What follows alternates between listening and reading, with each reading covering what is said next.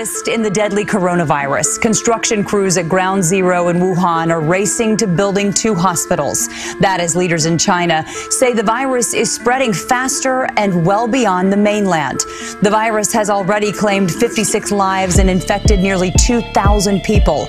About 56 million people in China are on lockdown. Today, Canada confirmed its first case of the virus, bringing the total number of countries to 13. Here in the U.S., there are 2 confirmed cases. Meanwhile, local leaders in New York say it's important that information is shared with the public clearly and in a way that doesn't create panic.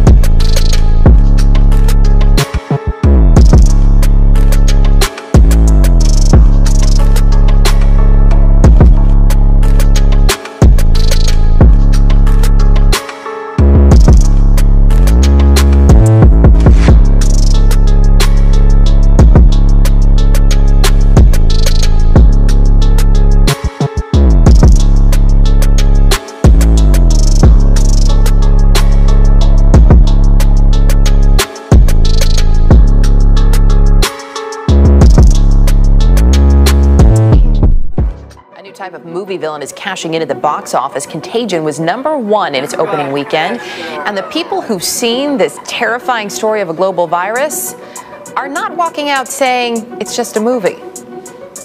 On day 1, there were 2 people, and then 4, and then 16. In 3 months, it's 1 billion. That's where we're headed. Most scary movies, you've got a monster. This is something that you can't even see. Honey? No, stay there, Clark. The boogeyman is, viruses. The boogeyman is disease. It's quite possible you come in contact with an infectious disease and that you're highly contagious. Don't talk to anyone. Don't touch anyone. It's just as scary as something, you would see with vampires or something, except I think it's even more because it's real, so I think it's one of the scariest films that came out, so see her. Everyone coughing in the movie theater, I thought it probably wasn't a good idea to cough. The average person touches their face 3 to 5 times every waking minute. In between, we're touching doorknobs, water fountains, and each other. Definitely creeped out. Definitely conscious of walking out in the theater and touching the door and holding it open for other people, wary of who opened it for me and who I was opening it for. We were in the ladies' room just now kind of teasing about scrubbing up like surgeons. It's a scary movie because it makes the possibility of a worldwide contagion that would kill millions and millions of people extremely plausible. It will absolutely stay with me. Jory, don't touch anything. Help me.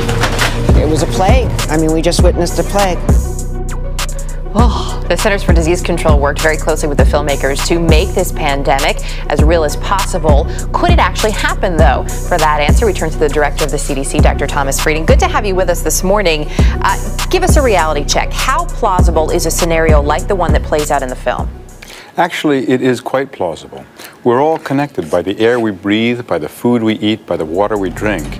And in fact, CDC and our partners identify about 1 new pathogen each year. We investigate about 1 new one each day, 1 new investigation each day. So something like this can happen, and even in our own lifetime. If you think about HIV, more than 25 million people have already been killed by HIV around the world. And then we think of things like SARS too, which seem to spread very quickly. It's a little unnerving, though, to hear you say, yes, this is absolutely plausible. You say you look at these things, you prepare for them. Could something, though, really, say starting tomorrow, spread that quickly? It's possible for things to spread very fast. Take just an example, the measles virus. Without vaccination, each person with measles infects about 15 other people. One person with measles can infect someone who's 100 feet away.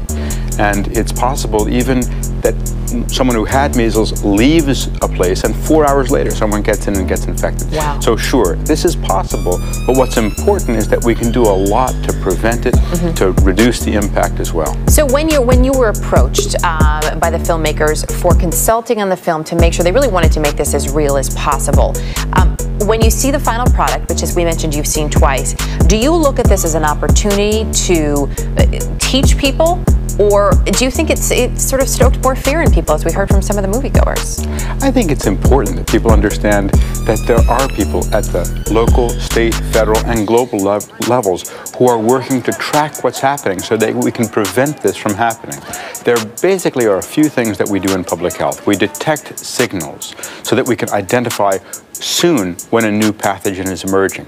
We figure out the laboratory aspects of it. What is it? How does it spread?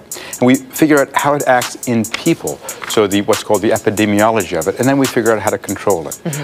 We can't say that we can control everything, but we can say that we can always be better prepared today than we were yesterday and better prepared tomorrow than we were today.